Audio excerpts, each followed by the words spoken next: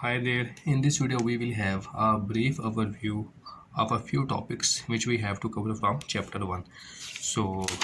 What are these topics? The first topic is the difference between single nucleotide polymorphism and copy number variation. So, what is this? Single nucleotide polymorphism is the genetic variability that is only at the one point. For example, in one individual, at a specific point, allele adenine is present, and in other individual in place of adenine that can be thiamine.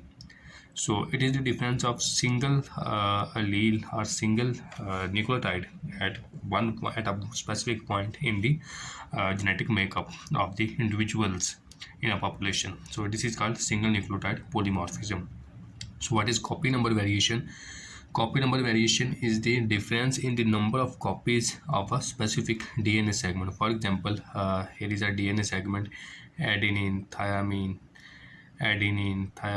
cytosine, guanine. Suppose this is a DNA segment. In one individual DNA, there may be only 5 copies of this segment. In other individual, there may be 10 copies. In other individual, there may be 20 copies. So this is copy number variation.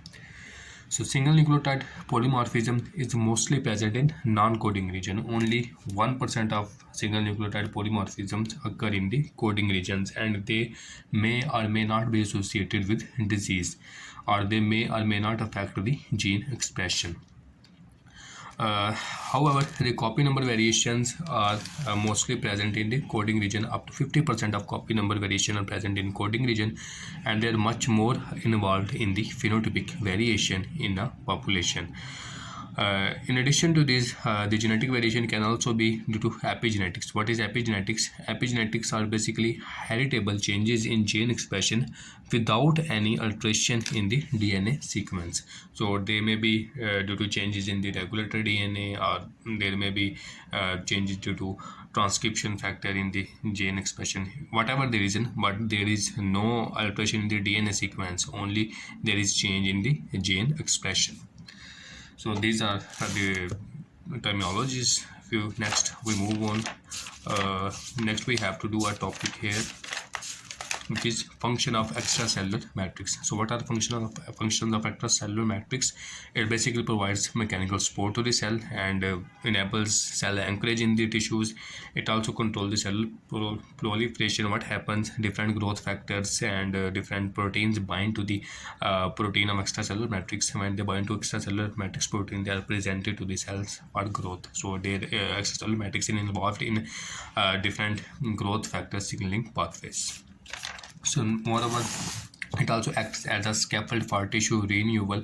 If extracellular matrix and basic cellular framework is destroyed, cell cannot be regenerated. The example here is hepatocytes or liver.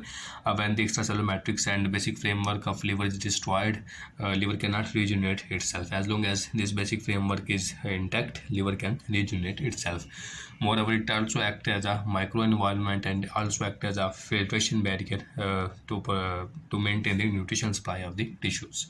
So these were the function of extracellular matrix. Next topic is at the end of chapter, which is stem cells. So what are the stem cells? Stem cells are basically cells which can divide and create a diversity of the fully differentiated mature cell. So what happens during development? There are totipotent stem cells. What are totipotent stem cells? These are the cells which can give rise to all type of mature cells. And adult stem cells are the cells which can only differentiate into a limited number of the differentiated cells. So adult stem cell the adult stem cells which are present in specific tissues can only make cells which are specific to those tissues. The example of stem cell here is the renewal of the skin. In normal skin, the cell at the basal layer continue to divide and increase the cell, while at cells at present top layer continue to be shed off. So cell at basal layer divide, and these dividing cell continue to move upward, and the cell at the topmost layer are shed off, and this process continues. This is because stem cells are present at the basal layer. So these stem cells are classified these stem cells show two main properties. One is self-renewal and the other is their deviant pattern. So what is self-renewal? It means that when they divide to regenerate the mature cell, they also maintain their own number, which is called self-renewal.